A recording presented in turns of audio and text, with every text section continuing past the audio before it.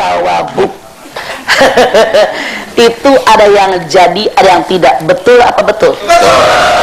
Tapi kalau camat, semua pasti akan bertemu dengan kematian. Kullun nafsin dha'iqatul maut. Semua yang berjiwa, semua yang bernapas pasti bertemu dengan kematian. Jangan dihindari kematian, jangan ditakuti kematian. Tapi sebelum ajal datang, tanya diri saya, siapkah saya dengan kematian?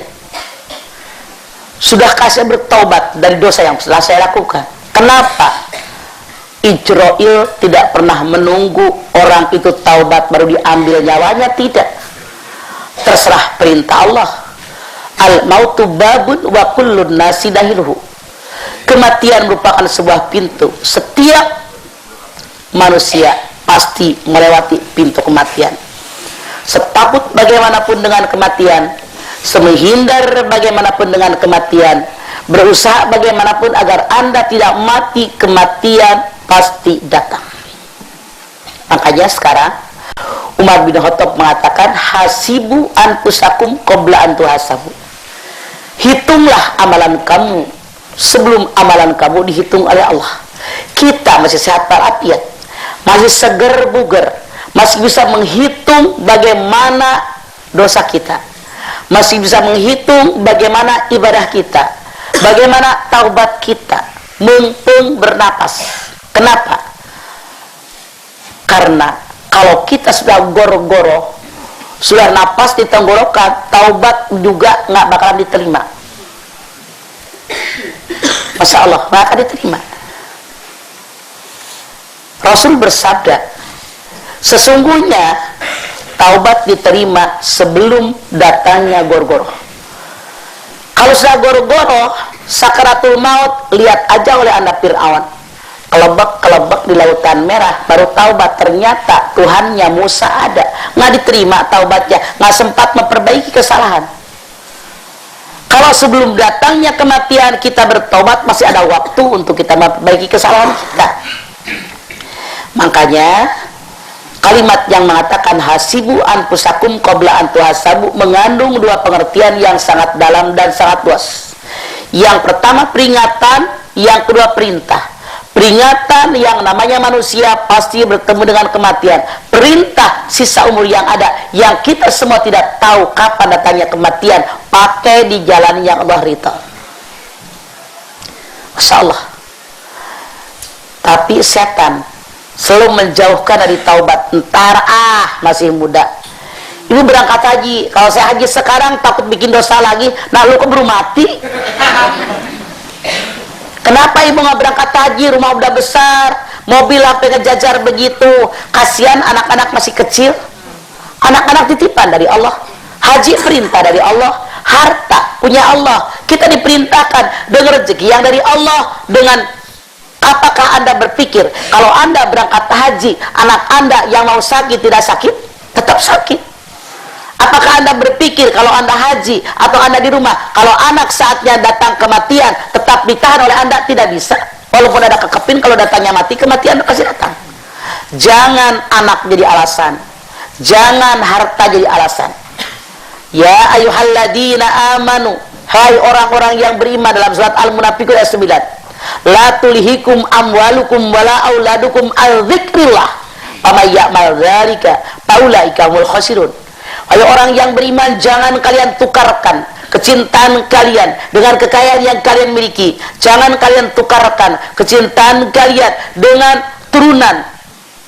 Siapa yang melakukannya, dia termasuk orang yang rugi.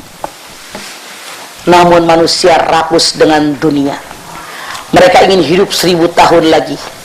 Wala tajidannahum arasan nasi ala hayat wa minal ladina asraku yawaddu ahaduhum la yu'ammaru alfasanah wa ma huwa bimuzahzihihi minal adabi ayu ammar wallahu basirum bima ta'ammalun. Sungguh pasti kamu bertemu dengan manusia yang rakus dengan dunia, serakah dengan dunia, lebih serakah dari orang kafir. Mereka minta kepada Allah umur 1000 tahun lagi, pada dengan umur yang panjang tidak menjauhkan mereka dari azab Allah yang maha pedih, karena Allah maha melihat dan maha mendengar. Maaf, kita semua melihat dengan mata kepala sendiri. Kita punya TV, semua nonton setiap saat. Betapa banyak manusia yang hubbud dunya, rakus dengan dunia. Boro-boro dia bertaubat, merasa diri paling hebat. Contoh konkret, jadi bupati sekali, 2 kali jadi bupati, karena habis masa jabatan, tidak ingin jabatan diambil orang, istrinya suruh naik jadi bupati. Ada yang begitu? Iparnya suruh naik, ponakannya, rakus amat dengan dunia. Apa tidak ada orang lain yang lebih pintar dari dia? Tidak sedikit di negara kita seperti itu. Kenapa? Jelas sekarang mereka seolah-olah tidak memikirkan tentang kematian. Mereka merasa seolah-olah hidup ini hanya untuk keluarga mereka, tidak ada orang lain cuma numpang hidup. Ini kemasukan setan, keserahan alam dunia, hubbud dunya wa karahiyatul maut, mencintai dunia dan tidak memikirkan tentang kematian. Salah. Hidup pasti mati. Kullu nafsin dha'iqatul maut. Semua yang bernafas akan maut, meninggal. Kalau sudah meninggal, kemana kita? Anda silakan lihat Al-Jumu'ah 8. Qul innal mautal ladzi tafirruna minhu fa innahu mulaqikum tsumma turadduna ila alimil ghaibi wasyahadati fayunabbiukum bima kuntum ta'malun. Katakanlah wahai Muhammad, sesungguhnya kematian yang kamu lari daripadanya, niscaya kematian akan datang menghampiri kamu. Kalau kamu sudah mati, dikembalikan kepada Allah yang mengetahui yang gaib dan yang nyata, dan dikembalikan kepada kalian apapun yang pernah kalian lakukan di alam dunia saat ini. Masya Allah, jelas banget ayat ini. Kalian mati, bersembunyi dimanapun pasti mati. Berusaha bagaimanapun agar tidak mati, pasti mati. Coba orang sakit pergi ke dokter, dokternya puluhan, obatnya ratusan juta, dengan alat yang sangat canggih, mati apa enggak? Pasti mati.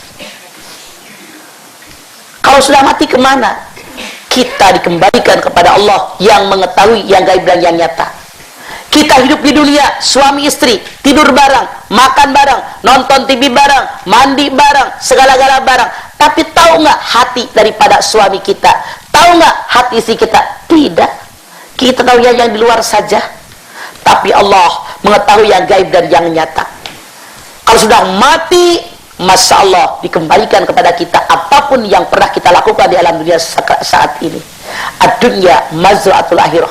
Dunia ladang persemian hidup akhirat. Yuk, karena kita melangkah dari menit ke menit, detik ke detik, jam ke jam, hari ke hari, minggu ke minggu, bulan ke bulan. Artinya jumlah umur nambah, jatah umur makin berkurang, langkah ke kubur semakin dekat. Yuk, taubat sebelum mati, karena Israel datang tidak menunggu taubat kita. Maka kita yang harus tahu diri sejak sekarang. Yuk perbanyak taubat.